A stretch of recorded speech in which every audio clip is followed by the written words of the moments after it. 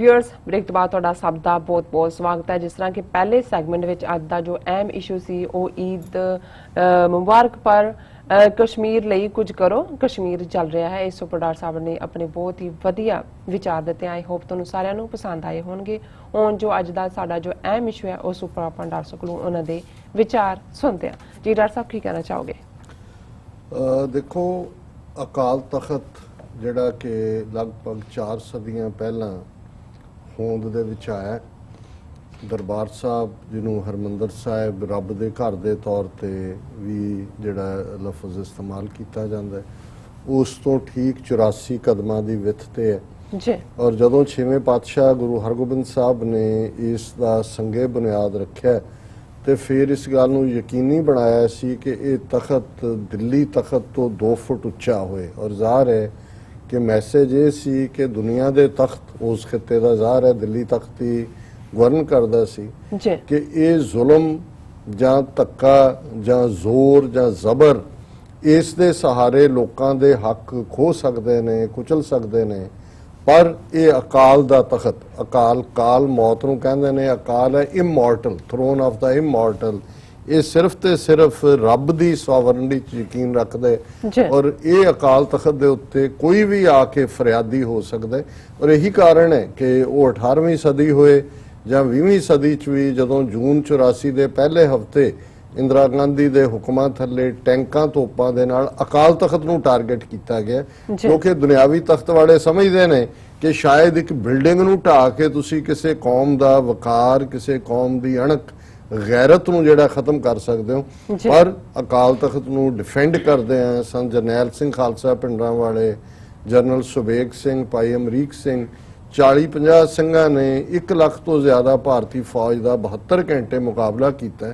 Building बेशक उन्होंने अकाल तख्त की ढा दी टैंकां दे नाल, गोलियां दे नाल, पर वो अकाल तख्त की स्पिरिट दुनिया भर दे विच सिखां च आई और खालिस्तान का ऐलाननामा उत्थों ही होया। और मैनूं अज इस गल दे उत्ते खुशी है कि जदों सारा भारत और जिथे भी हिंदूत्ववाद ईवन ओवरसीज़ भी इत्थे बैठे सैलीब्रेट कर रहे हैं, लड्डू वंड रहे हैं। अज आस्ट्रेलिया तो वीर की कॉल आई कि वो दस रहे सी कि भी उत्थे उन्होंने प्रॉपर जिथे इंडियन कम्यूनिटी है मेजोरिटी हिंदू, वो लड्डू वंड रहे सी जी। कश्मीर दे विच असीं आर्टिकल 370 खत्म किया है। इत्थे न्यूयॉर्क दे विच एक कांग्रेसमैन ने उन्हें स्टेट डिपार्टमेंट नूं लिखिया कि जी ये ਜਿਹੜਾ कश्मीर ਦੇ ਵਿੱਚ ਧੱਕਾ ਹੋ ਰਿਹਾ, ਤੁਸੀਂ ਇਹਦੇ ਤੇ ਕਾਰਵਾਈ ਕਰੋ ਕੀ ਹੈ।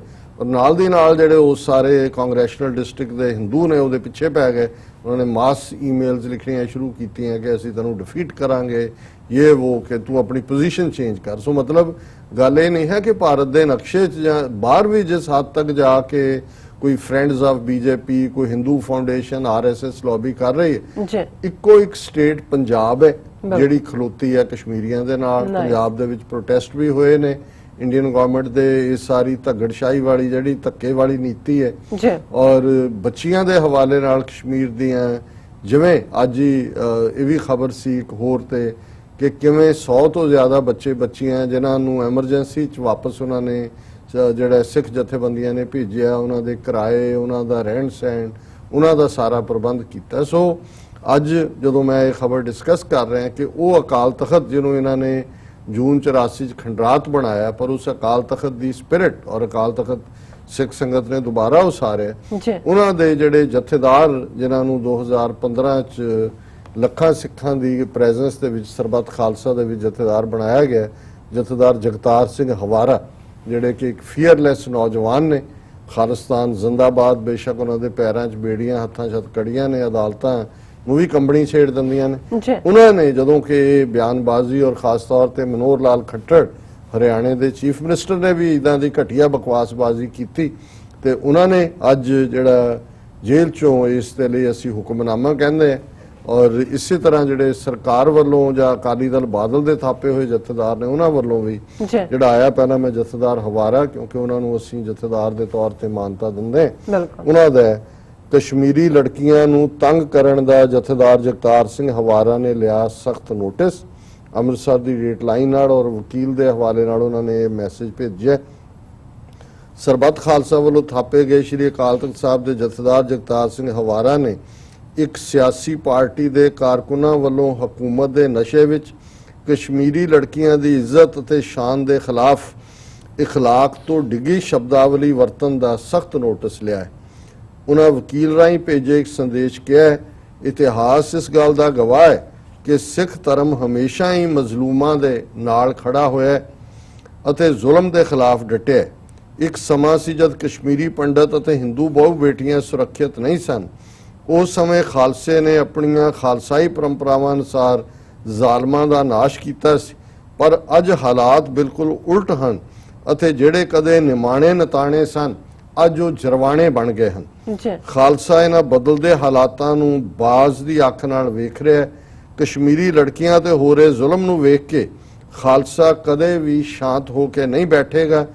ਸਾਡੇ ਲਈ ਸਾਰੇ ਧਰਮਾਂ ਦੀਆਂ ਲੜਕੀਆਂ ਸਾਂਝੀਆਂ ਹਨ ਅਤੇ ਜਥੇਦਾਰ ਜਗਤਾਰ ਸਿੰਘ ਹਵਾਰਾ ਨੇ ਆਪਣੇ ਸੰਦੇਸ਼ ਰਾਹੀਂ ਪੂਰੇ ਭਾਰਤ ਵਿੱਚ ਰਹਿ ਰਹੀਆਂ ਕਸ਼ਮੀਰੀ ਬੱਚੀਆਂ ਨੂੰ ਭਰੋਸਾ ਦਿਵਾਇਆ ਹੈ ਕਿ ਸਿੱਖ ਕੌਮ ਉਹਨਾਂ ਨੂੰ ਹਰ ਪ੍ਰਕਾਰ ਦੀ ਸੁਰੱਖਿਆ ਅਤੇ ਸਹਾਇਤਾ ਦੇਵੇਗੀ ਅਤੇ ਉਹਨਾਂ ਨੂੰ ਜਿੱਥੇ ਕਿਤੇ ਵੀ ਮੈਜੋਰਿਟੀ ਧਰਮ ਵਾਲੇ ਸੰਬੰਧਿਤ ਮਾੜੇ ਅੰਸਰਾਂ ਤੋਂ ਡਰ ਲੱਗੇ ਤਾਂ ਉਹ ਕਿਸੇ ਵੀ ਗੁਰਦੁਆਰੇ ਵਿੱਚ ਜਾ ਕੇ ਆਪਣੇ ਆਪ ਨੂੰ ਮਹਿਫੂਜ਼ ਸਮਝ ਸਕਦੀਆਂ ਨੇ।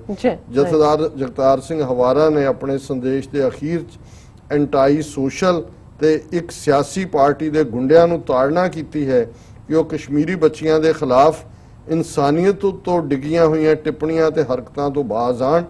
ਇਸ ਦੇ ਨਾਲ ਹੀ ਉਹਨਾਂ ਨੇ ਸਿੱਖਾਂ ਨੂੰ ਅਪੀਲ ਕੀਤੀ ਹੈ ਕਿ ਉਹ ਸਿੱਖ ਰਵਾਇਤਾਂ ਅਨੁਸਾਰ ਕਸ਼ਮੀਰੀ ਲੜਕੀਆਂ ਨੂੰ ਮਹਿਫੂਜ਼ ਕਰਨ ਦੇ ਲਈ ਅੱਗੇ ਆਣ ਅਤੇ ਹਰ ਕਿਸਮ ਦੀ ਕੁਰਬਾਨੀ ਕਰਨ ਦੇ ਲਈ ਡਟ ਜਾਣ। ਔਰ ਇਸੇ ਤਰ੍ਹਾਂ ਜਿਹੜੇ ਬਾਦਲ ਵੱਲੋਂ ਥਾਪੇ ਜਥੇਦਾਰ ਔਰ ਜਿਸ ਨੂੰ ਈਵਨ ਟ੍ਰਿਬਿਊਨ ਦੇ ਵੀ ਇਹ ਮਜਬੂਰੀ ਬਣ ਗਈ ਕਿਉਂਕਿ ਹਿੰਦੂ ਤੋਂ ਵੀ ਦੇਖ ਰਹੇ ਨੇ ਵੀ ਕਿਵੇਂ ਅਸੀਂ ਬਾਕੀਆਂ ਨੂੰ ਡਰਾ ਲਿਆ ਹੈ। 200 ਮਿਲੀਅਨ ਮੁਸਲਮਾਨ ਤਾਂ ਹਿੰਦੁਸਤਾਨ ਦਾ ਡਰਦਾ ਬੋਲਦਾ ਹੀ ਨਹੀਂ। ਜਿਹੜੇ ਈਵਨ ਪ੍ਰੋਗਰੈਸਿਵ ਲੈਫਟ ਪਾਰਟੀਆਂ ਵਾਲੇ ਨੇ ਉਹਨਾਂ ਨੇ ਪ੍ਰੋਟੈਸਟ ਵਗੈਰਾ ਥੋੜੇ ਬਹੁਤ ਕੀਤੇ ਨੇ ਲੇਕਿਨ ਸੋਸ਼ਲ ਮੀਡੀਆ ਤੇ ਵੀ ਉਹਨਾਂ ਦਾ ਉਹ ਹਾਲ ਕਰ ਦਿੰਦੇ ਨੇ ਤੇ ਸਿੱਖ ਨਿਕਲ ਆਏ ਨੇ ਬਾਹਰ। ਈਵਨ ਟ੍ਰਿਬਿਊਨ ਨੇ ਵੀ ਇਹ ਖਬਰ ਲਾਈ ਹੈ, ensure dignity of Kashmiri woman says Akal Takht. ਔਰ ਉਹਨੇ ਕਿਹਾ ਜੀ Akal Takht has taken cognizance of obnoxious remarks being emerged on social media about Kashmiri women post abrogation of Article 370 and 35A in Jammu and Kashmir, terming it as unpardonable act कि ये नाकाबिले मुआफी है। Akal Takht officiating जथेदार ज्ञानी Harpreet Singh said a section of society including some political representatives had been passing misogynistic statements on Kashmiri women. This shows their sick mentality when they post pictures of Kashmiri girls and thereby pass lewd remarks. They ought to be punished sternly. ਜਦੋਂ ਅਕਾਲ ਤਖਤ ਦਾ ਹੁਕਮ ਹੁੰਦਾ ਹੈ ਤਾਂ ਮਤਲਬ ਸਿਰਫ ਕੋਈ ਸਿਆਸੀ ਬਿਆਨਬਾਜ਼ੀ ਨਹੀਂ ਹੁੰਦੀ ਕਿ ਜਿਹੜਾ ਇਹ ਕਰਦੇ ਨੇ ਉਹਨਾਂ ਨੂੰ ਅਸੀਂ ਸਖਤ ਸਜ਼ਾ ਦੇਵਾਂਗੇ। ਦੇ ਹੈਵ ਡੀਫੇਮਿੰਗ ਅਸ ਗਲੋਬਲੀ ਕਿ ਉਹਨਾਂ ਨੇ ਜੋ ਕੀਤਾ ਉਹ ਖਿੱਤੇ ਨੂੰ ਡੀਫੇਮ ਕੀਤਾ and they will be punished ਸਟਰਨਲੀ। ਔਰ ਇਹਨਾਂ ਦੀ ਜਿਹੜੀ ਓਰੀਜਨਲ ਸਟੇਟਮੈਂਟ ਹੈ ਪੰਜਾਬੀ 'ਚ ਕਿਉਂਕਿ ਟ੍ਰਿਬਿਊਨ ਨੇ ਸਿਰਫ ਇੱਕ ਉਹਦੇ 'ਚੋਂ ਕਮੈਂਟ ਪਿਕ ਕੀਤਾ ਮੈਂ ਸਮਝਦਾ ਵੀ ਇਹ ਇਨਸਾਫ ਹੁੰਦਾ ਹੈ ਕਿ ਇਹ ਤੁਸੀਂ ਟੋਟੈਲਿਟੀ ਦਿਓ ਜਿਹਦੇ 'ਚ ਉਹਨਾਂ ਨੇ ਕਿਹਾ ਕਸ਼ਮੀਰ ਦੀਆਂ ਕੁੜੀਆਂ ਰਹਿਣ ਬੇਖੌਫ ਸਿੰਘ ਅਜੇ ਜਿਉਂਦੇ ਨੇ। ਔਰ ਉਹਨਾਂ ਨੇ ਕਿਹਾ ਕਿ ਵੀ ਕਿਸੇ ਇਨਸਾਨ ਨਾਲ ਔਰਤ ਜ਼ਾਤ-ਪਾਤ ਜਾਂ ਨਸਲ ਤੇ ਆਧਾਰਿਤ ਡਿਸਕ੍ਰਿਮੀਨੇਸ਼ਨ ਕਰਨਾ ਕਿਸੇ ਵਰਗ ਨੂੰ ਜ਼ਹਿਨੀ ਪੀੜਾ ਦੇ ਵਿੱਚ ਧੱਕਣ ਦਾ ਗੁਨਾਹ ਨਾ ਮੁਆਫੀਯੋਗ ਹੁੰਦਾ ਹੈ। ਕਸ਼ਮੀਰ 'ਚ ਧਾਰਾ 370 ਖਤਮ ਕਰਨ ਤੋਂ ਬਾਅਦ ਪੈਦਾ ਹੋਏ ਨਾਜ਼ੁਕ ਹਾਲਾਤਾਂ ਵਿੱਚ ਸੋਸ਼ਲ ਮੀਡੀਆ ਤੇ ਕਸ਼ਮੀਰ ਦੀਆਂ ਧੀਆਂ ਭੈਣਾਂ ਦੀ ਇੱਜ਼ਤ ਆਬਰੂ ਤੇ ਸੈਲਫ ਰਿਸਪੈਕਟ ਬਾਰੇ ਗਲਤ ਟਿੱਪਣੀਆਂ ਕੀਤੀਆਂ ਜਾ ਰਹੀਆਂ ਹਨ। ਇਹਨਾਂ ਲੋਕਾਂ ਵਿੱਚ ਕੁਝ ਸਿਆਸੀ ਲੀਡਰ ਤੇ ਧਾਰਮਿਕ ਪਹਿਰਾਵੇ ਵਾਲੇ ਲੋਕ ਵੀ ਸ਼ਾਮਲ ਹਨ। ਉਹਨਾਂ ਕਿਹਾ ਇਸ ਤਰ੍ਹਾਂ ਕਰਕੇ ਸਮੁੱਚੀ ਔਰਤ ਜ਼ਾਤ ਦਾ ਅਪਮਾਨ ਕੀਤਾ ਜਾ ਰਿਹਾ ਹੈ। ਇਹ ਵੱਡਾ ਗੁਨਾਹ ਹੈ ਜੋ ਬਿਲਕੁਲ ਬਖਸ਼ਣਯੋਗ ਨਹੀਂ ਹੈ। ਉਹਨਾਂ ਕਿਹਾ ਕਿ ਨਾ ਤਹਿਜ਼ੀਬਸ਼ੁਦਾ ਜ਼ਹਿਨੀਅਤ ਵਾਲੇ ਲੋਕਾਂ ਦੀ ਭੀੜ ਵੱਲੋਂ ਕਸ਼ਮੀਰ ਦੀਆਂ ਨੌਜਵਾਨ ਧੀਆਂ ਦੀਆਂ ਸੋਸ਼ਲ ਮੀਡੀਆ ਤੇ ਫੋਟੋਆਂ ਪਾ ਕੇ ਉਹਨਾਂ ਤੇ ਕੀਤੀਆਂ ਜਾ ਰਹੀਆਂ ਟਿੱਪਣੀਆਂ ਨੇ ਭਾਰਤ ਦਾ ਸਿਰ ਦੁਨੀਆ ਭਰ ਵਿੱਚ ਨੀਵਾਂ ਕੀਤਾ।